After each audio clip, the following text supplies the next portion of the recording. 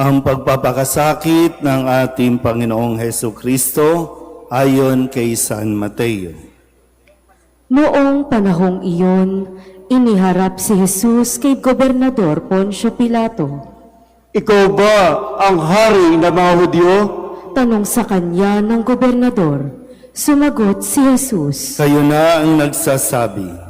Ngunit nang paratangan siya ng mga punong saserdote at ng matatanda ng bayan, hindi siya sumagot. Kaya't sinabi sa kanya ni Pilato, Hindi mo ba naririnig ang mga ipinararatang nila sa iyo? ngunit hindi sumagot si Jesus gaputok-man, kaya't nagtaka ang gobernador. Tuwing pista ng Paskwa, kinaugalian na ng gobernador ang magpalaya ng isang bilanggo, sino mang mahiling ng taong bayan. Noon ay may isang kilalang bilanggo na nagngangalang Barabas, kaya't nang magkatipon ang mga tao, tinanong sila ni Pilato, Sino ang ibig ninyong palayain ko? Si Barabas o si Jesus na tinatawag na Kristo? alam ni Pilato na inggit ang nag-udyok sa kanila na dalhin sa kanya si Jesus. Hindi lamang iyan, samantalang siya'y nakaluklok sa hukuman, nagpasabi sa kanya ang kanyang asawa. Huwag kang makialam sa taong iyan na walang kasalanan, sapagkat kagabi pinahirapan ako ng aking panaginip tungkol sa kanya. Ang mga tao na may sinulsulan ng mga punong saserdote at ng matatanda ng bayan, na hilingin kay Pilato na si Barabas ang palayain at si Jesus ay ipapatay. Muli silang tinanong ng gobernador, Sino sa dalawa ang ibig ninyong palayain ko? Si Barabas po! sagot nila. Sinabi sa kanila ni Pilato, Kung gayon, ano ang gagawin ko kay Jesus na tinatawag na Kristo? sumagot ang lahat. Ipako sa krus! Bakit? Anong masama ang ginawa niya? Tanong ni Pilato. Ngunit lalo pa nilang isinigaw. Ipako sa krus! Nang makita ni Pilato na wala na siyang magagawa at malamang pang magkagulo ang mga tao, nagpakuha siya ng tubig at naghugas ng kamay sa harap ng mga tao. Wala akong pananagutan sa kamatayan ng taong ito. Bahala kayo. Sabi ni Pilato. Sumagot ang mga tao. Pinananagutan namin at ng aming mga anak ang pagkamatay niya. At pinalaya niya si Barabas. Ngunit ipinahagupit si Jesus at ibinigay sa kanila upang ipako sa krus. Si Jesus ay dinala ng mga kawal ng gobernador sa pretoryo at nagkatipon ang buong batalyon sa paligid niya. Hinubaran nila siya at sinuutan ng isang balabal na pulang-pula. Naglikaw sila ng halamang matinik at ipinutong sa kanya. Saka ipinapaghawak ng isang tambo sa kanyang kanang kamay at palibak siyang niluhod-luhuran at binati. Mabuhay ang hari ng mga Hudyo! Siya'y pinagluluhuran. Kinuha nila ang tambo at siya'y pinaghahampas sa ulo at matapos kutyain, kanilang inalisan siya ng balabal, sinuotan ng sariling damit at inilabas upang ipako sa krus. Paglabas nila ng lungsod, kanilang nakita ang isang lalaking nagngangalang Simon, isang taga-Sirene. Pilit nilang ipinapasan sa kanya ang krus ni Jesus. Pagdating sa lugar na tinatawag na Golgota, na nangangahulugang puok ng bungo, binigyan nila si Jesus ng alak na hinaluan ng apdo. Ngunit nang matikman niya, ay hindi ininom. Nang maipako siya sa krus, pinaghati-hatian nila ang kanyang mga damit, matapos magsapalaran, at naupo sila upang siya'y bantayan. Nakasulat sa kanyang ulunan ang sakdal laban sa kanya. Ito'y si Jesus, ang hari ng mga Hudyo. 2 tulisan ang kasabay niyang ipinako sa krus, isa sa kanan at isa sa kaliwa. Nilibak siya ng mga nagdaraan at tatango-tango pang sinabi, Di ba ikaw ang gigiba ng templo at muling magtatayo nito sa loob ng 3 araw? Iligtas mo ngayon ang iyong sarili. Kung ikaw nga ang anak ng Diyos, bumaba ka sa krus. Kinutya rin siya ng mga punong saserdote, ng mga eskriba at ng matatanda ng bayan. Sabi nila, Iniligtas ang iba, ngunit ang sarili di mailigtas. Di ba siya ang hari ng Israel? Bumaba lang siya ngayon sa krus. Maniniwala kami sa kanya. Nananalig siya sa Diyos at sinasabi niyang siya ang anak ng Diyos. Iligtas siya ng Diyos kung talagang iniibig siya. at inalipusta rin siya ng mga tulisang ipinangakong kasabay niya. Mula sa tanghaling tapat hanggang sa 3 ng hapon ay nagdilim ang buong lupain. Nang mag-3 ng hapon, sumigaw si Jesus. Eli, Eli, lama sabachthani. Ibig sabihin, Diyos ko, bakit mo ako pinabayaan? Narinig ito ng ilan sa mga nakatayo roon at sinabi nila, Tinatawag niya si Elias. Agad tumakbo ang isa sa kanila at kumuha ng espongha. Tinigmak ng maasim na alak, inilagay sa dulo ng isang tambo at ipinasipsip kay Jesus. Ngunit sabi naman ng iba, Hintay muna. Tingnan natin kung darating si Elias upang iligtas siya. muling sumigaw si Jesus at nalagutan ng hininga. Magsiluhod po ang lahat.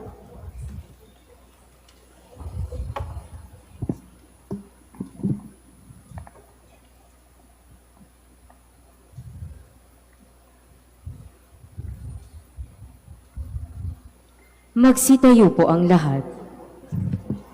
Biglang napunit sa gitna ang tabing ng templo mula sa itaas hanggang sa ibaba. Nayanig ang lupa, nagbitak ang mga bato, nabuksan ang mga libingan, at nabuhay ang maraming banal na namatay na. Lumabas sila ng libingan, at nang muling mabuhay si Jesus, sila'y pumasok sa banal na lungsod, at nakita roon ng marami. Nasindak ang kapitan at ang mga kawal na nagbabantay kay Jesus nang maramdaman nila ang lindol at masaksihan ang lahat ng nangyari. Tunay na ito'y anak ng Diyos. Ang mabuting balita ng Panginoon. Pinupuri ka namin, Panginoong Hesukristo. Isang magandang umaga po sa inyong lahat. Ngayon po ay tinatawag na linggo ng palaspas sa pagpapakasakit ng Panginoon. At ngayon din ay narinig natin sa panimulang bahagi ng ating pagdiriwang na ngayon ay pagsisimula na ng mga mahal na araw. 5 linggo tayong naghanda. 5 linggo tayong inihanda ni Jesus at tinuruan upang maging matibay tayo sa mga susunod na mga araw na tinatawag nating mga mahal na araw. Sabihin nyo nga po, mahal na araw. Ano ba ang mood natin kapag mahal na araw na? Dapat yung kondisyon, no? Ikinukondisyon ang ating mga isipan, ang ating mga pangangatawan, mahal na araw na at dapat tayong magtungo sa simbahan, dapat tayong manalangin, magdasal, lalo tigit ngayong mga mahal na araw ay magmamahal din ang mga presyo ng mga bilihin. Hindi ko alam kung talagang natataon, no, lagi na kapag mga ganitong pagdiriwang natin sa simbahan, ay mayroon tayong mga krisis na kinakaharap. No? At ang krisis na yan ay marahil para tayo talaga turuan, para talaga kunin ang ating atensyon na tanging o maraming bagay sa paligid natin ang hindi nating kontrolado at tanging ang Diyos lamang ang ating pong makakapitan. Kaya nawa, sa pagsisimula pa lang natin kung gaano din ipinahayag, kung gaano kasaya ang lahat ng mga taong dumating noon sa Jerusalem, naghihintay sa pagdating ng Panginoong Hesukristo, nawa ito rin ay magpatuloy hanggang sa matapos natin ang panahong ito. So kung sigaw ng mga tao na Hosana sa anak ni David, ito ay sigaw sa isang hari na nagtagumpay, nakapasok sa Jerusalem, doon sa sentro ng kanilang bayan. At itong tagumpay na ito, sa nawa, ipinapaalala din sa atin na hindi lang sa tagumpay tayo naroroon, maging sa kabiguan, maging sa kahirapan, dapat naroroon tayo nang sa ganon, sama-sama din nating maranasan ang kaluwalhatian o kaningningan ng Kristong muling nabuhay. So, tandaan niyo po, sinasamahan tayo ni Kristo hindi lang sa ating tagumpay. Sinasamahan tayo ni Kristo maging sa ating pagbagsak, maging sa ating kabiguan. At lalo tigit sa kabiguang ito, ibabangon tayo ni Kristo. Kaya yung mga nangyayaring krisis na ito, huwag tayo mawalan ng pag-asa. Darating si Kristo at siya mismo ang tutulong sa atin. Kailangan lang natin manatili. Kaya nyo bang manatili o hanggang ngayon lang na dala-dala ninyo ang mga palaspas na iyan? Pagkatapos ito, wala na naman. Di na naman tayo magkikita-kita. Kaya dun sa iba, welcome back. At salamat at naririto ka. Pero tandaan mo na ang palaspas na iyong pinabasbasan ngayon ay sumisimbolo ng iyong pagbati kay Kristo, sumisimbolo sa iyong pagtanggap kay Kristo at ikaw ay napapakilala sa lahat ng iyong madadaanan na ikaw ay kumikilala kay Kristo. Pero ulitin ko po, hindi lang natin kikilalanin si Kristo, hindi lang natin siya ipapahayag dahil masaya, dahil matagumpay siya, kundi maging sa mga panahon ng pagsubok, ipahayag pa rin natin siya at samahan natin. Pakiwagayway nga ulit ang inyong mga palaspas. Yan. Gusto niyo bang mawala ang malas? Ang pasinang katabi?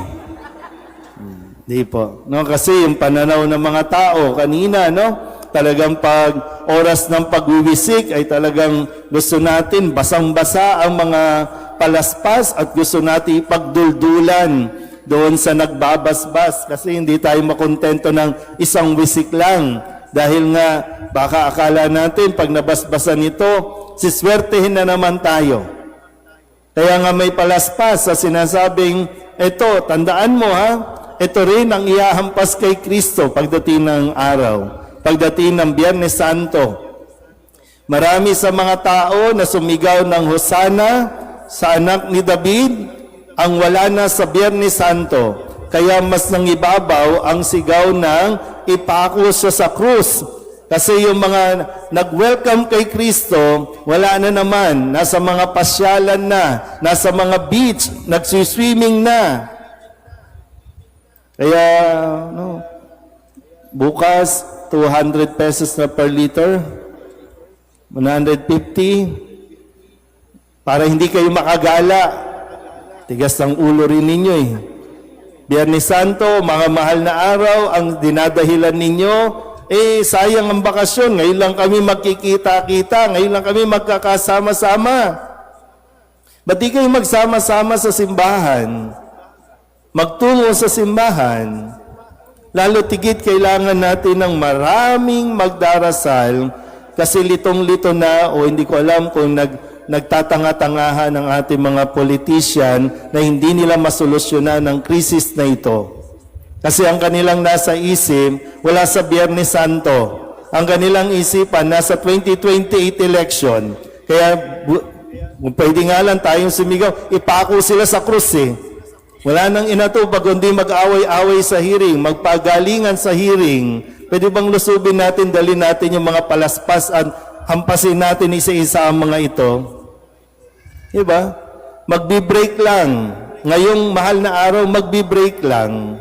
Hindi para magdasal. Break lang.